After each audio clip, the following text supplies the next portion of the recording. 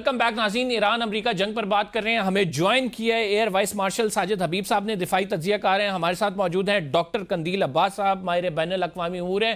آپ دونوں معزز مہمان گرامی کا شکریہ. Starting from you air vice marshal صاحب، مارکو روبیو کی ریسنٹ سٹیٹمنٹ ہے جس میں وہ کہتے ہیں کہ ہم ایران کی طرف سے جو جواب آنا ہے اس کا انتظار کر رہے ہیں، اور جو گزشتہ رات والا حملہ تھا یہ ایپک فیوری کا حصہ نہیں تھے. کیسے دیکھتے ہیں آپ اس سٹیٹمنٹ کو؟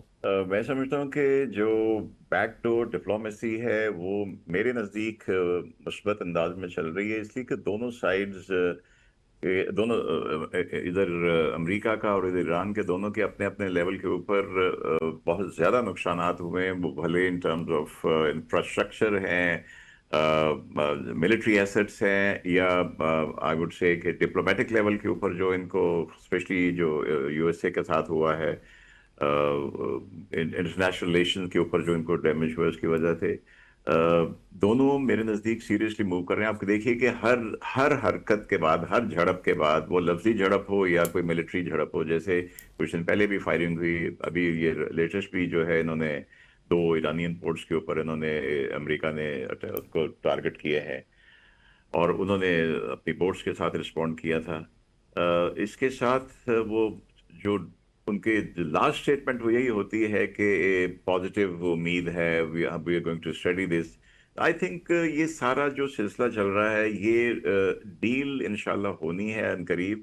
یہ اس سے پہلے ذرا جس کو کہتے ہیں نا کہ اپنی ریٹنگ اپ کرنے کے لیے ہے، جس میں ٹرمپ کا جو ایشو ہے وہ ہمیشہ سے اس کا ایگو کا مسئلہ رہا ہے، اور ایران کے لیے I think as a nation ایک پریسٹیج کا مسئلہ ہے کہ وہ بیان بازی میں بھی، بیانیے میں بھی، ریٹریس کہہ لیں اس میں بھی وہ بڑے اسٹرانگلی رسپونڈ کرتے ہیں، اور اس کے ساتھ ساتھ وہ ملیٹریلی بھی کرتے ہیں. جیسے اس بھی جب یہ دونوں ایرانین پورٹس کے اوپر اٹیک ہوا ہے تو انہوں نے پھر ان کے جو اس وقت سب سے اسٹرانگ الائے ہے یو ایس اے اور اسرائیل کا گلف کے اندر، امارات، اس کے اوپر پھر انہوں نے کچھ ڈرون اٹیکس کیے ہیں.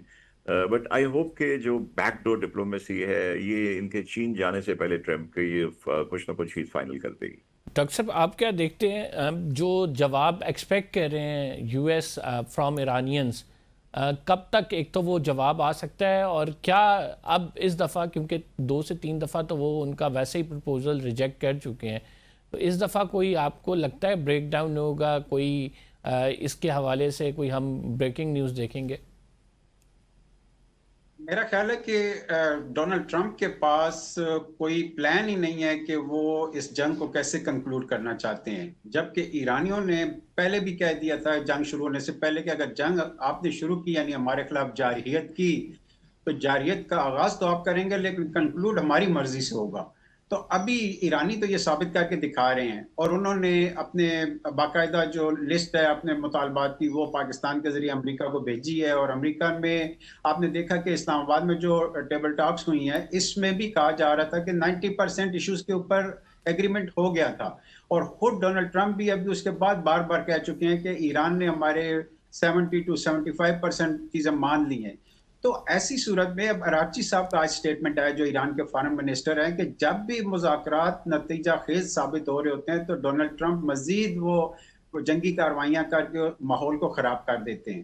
تو یہ ماحول میرا خیال ہے جو انہوں نے ایپک فیوری شروع کیا تھا وہ کانگریس کو بائی پاس کر کے شروع کیا تھا، اور آخر میں انہوں نے کانگریس کو کہہ دیا کہ ہمارا وہ ایپک فیوری ختم ہو چکا ہے. یعنی 60 ڈیز سے پہلے جو صرف انہوں نے سیز فائر کی تھی اس کو جنگ ختم کرنے کے حوالے سے ایڈ کیا ہے. لیکن دوسری طرف فوراً انہوں نے پروجیکٹ فریڈم کے نام سے آبنائے ہرمز میں حملے شروع کر دیے، اور چند گھنٹوں بعد وہ بھی ختم کر دیا. اس میں نظر یہی آ رہا ہے کہ ڈونلڈ ٹرمپ شدید کنفیوژن کا شکار ہے، اور ان کی اس کنفیوژن نے امریکہ کا جو ایک پریسٹیج تھا ایک عالمی طاقت کی حیثیت سے اس کو بالکل تباہ و برباد کر دیا. اور دوسرا یہ کہ ریجن میں جتنی کنٹریز ہیں ان کی اکانومی تو تباہ ہوئی ہے لیکن ان کی انٹیگریشن میں بھی ایشوز آ رہے ہیں. ابھی جو خبریں آ رہی ہیں وہ یہ ہیں کہ پروجیکٹ فریڈم اس لیے انہیں ختم کرنا پڑا کہ کویت نے اور سعودی عرب نے اپنی ایئر سپیس اور اپنے ایئر بیسز استعمال کرنے کی اجازت نہیں دی. اور وہ باقی کئی کنٹری سے بھی یہ ایک پبلک اوپینین آ رہی ہے کہ لوگ پیچھے ہٹ رہے ہیں. ایسی ساری صورتحال کا کریڈٹ میرا خیال ہے ایران کو دینا چاہیے کہ وہ ایک ایسی صورت میں جب کہ نہ تو یونائٹڈ نیشنز انوالو تھی، نہ کوئی علاقائی ممالک انوالو تھے، اسرائیل اور امریکہ نے ان کے خلاف جارحیت کی، اور ساری جارحیت کا نہ صرف یہ کہ ریٹیلیٹ کیا، جواب دیا، بلکہ سفارتی میدان میں بھی انہوں نے امریکہ پہ ثابت کیا کہ جو چیزیں وہ جنگ میں نہیں جیت سکے کامیابی کسی نہ کسی حد تک حاصل کی ہے. ساجد صاحب، رائٹ ناؤ اگر یو اے کی پالیسی دیکھیں، کل بھی جو اٹیکس ہوئے ہیں وہ یو اے کی کوارڈینیشن کے ساتھ ہوئے ہیں.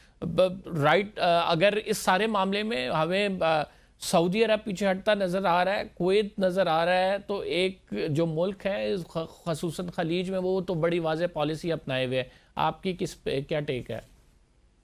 بالکل صحیح کہہ رہے ہیں. کل تو عراقچی صاحب نے بڑے کلیئرلی کہا کہ اس وقت پورے گلف ریجن میں اسرائیل اور امریکہ کا سب سے بڑا جو ساتھی ہے وہ امارات ہے، یو اے ای ہے. تو بڑے کلیئرلی کہا ہے اس نے.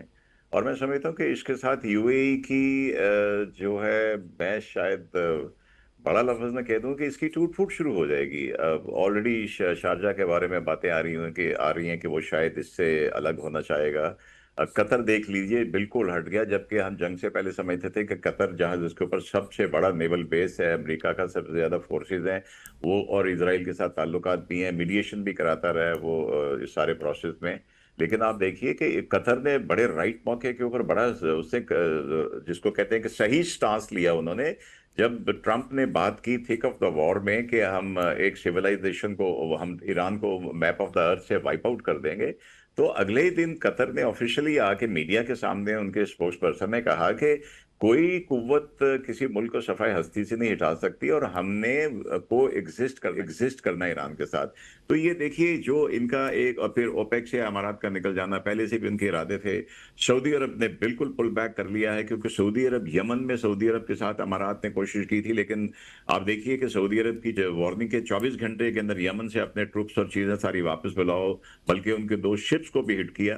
تو یہ ساٹوٹ کا عمل تو آلریڈی شروع ہو چکا ہے. ایک پورے ریجن کے اندر بھی جو الائنسز تھے یا سب کے پاس امریکی بیسز تھے، اس کا بھی آبویسلی اس کا میں بالکل ایگری کروں گا کہ کریڈٹ تو ایران کو جاتا ہے، جس نے اتنی زیادہ تباہی سہ کر یہ سارا کچھ کیا. تو امارات کا مستقبل مجھے کچھ اچھا نظر نہیں آ رہا، اور یہ ان کا یہ رویہ ان کے ساتھ میرے خیال میں تو ان کو کہیں نہ کہیں لے ڈوبے گا. اچھا کیا کہ ہم نے ان کے پیسے جو ہے واپس کر دیے، ہم کہیں اور سے لے لیں گے، ہمارا کیا مسئلہ ہے.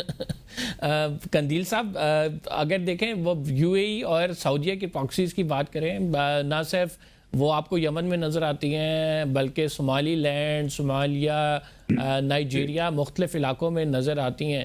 Do you think so it's the point کہ جہاں پہ معاملات ایسے آ گئے ہیں کہ دونوں نے ایک ایکسٹریم پوزیشن لے لی ہوئی ہے، اور وہ ایکسٹریم پوزیشنز اب جو پوسٹ وار سینیریو ہے اس میں پاور امبیلنس کے حوالے سے بڑا اس خطے میں جو پاور امبیلنس ہوگا اس چیز کی طرف جاتی دکھائی دے رہی ہیں؟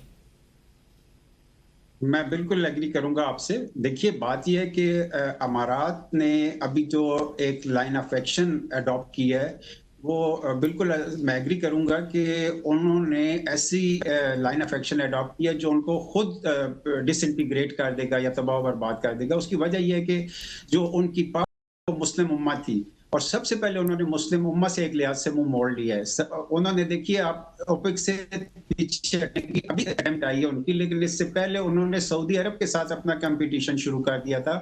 حالانکہ گلف کوآپریشن کونسل GCC جو ہے یہ عرب دنیا کی اور مسلم ورلڈ کی ایک یونٹی کی علامت تھی، اور وہاں سے وہ باہر نکل آئے. اور اس سے پہلے یہ ہوا کہ جب ابراہیم ایکارڈ کی بات چل رہی تھی تو سعودی عرب کا یہ خیال تھا اس وقت کہ مسلم امہ نے اگر کوئی سلسلے میں فیصلہ کرنا ہے تو وہ مل کے کریں اور ایک یونائٹڈ ایک سٹیپ لیا جائے.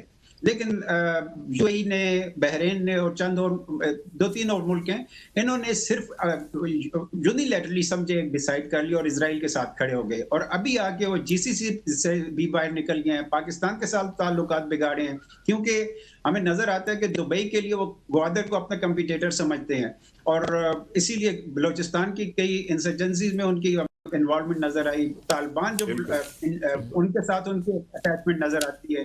تو اس وجہ کہ ان کی طرف سے خبریں یہ بھی آ رہی ہیں کہ وہ OIC سے بھی نکلنا چاہتے. तो ऐसी सूरत में मेरा ख्याल है ईरान ने कल वाज़े तौर पर यह अनाउंसमेंट किया है कि हम इसके ठीक। बाद यूएई को अपना सही। हमसाया मुल्क नहीं समझेंगे, बल्कि इसके बाद दुश्मन के तौर पर ट्रीट किया जाएगा। नाज़रीन, प्रोग्राम में एक छोटा सा ब्रेक ले रहे हैं। We will be right back after this short break. आप कहीं मत जाइएगा।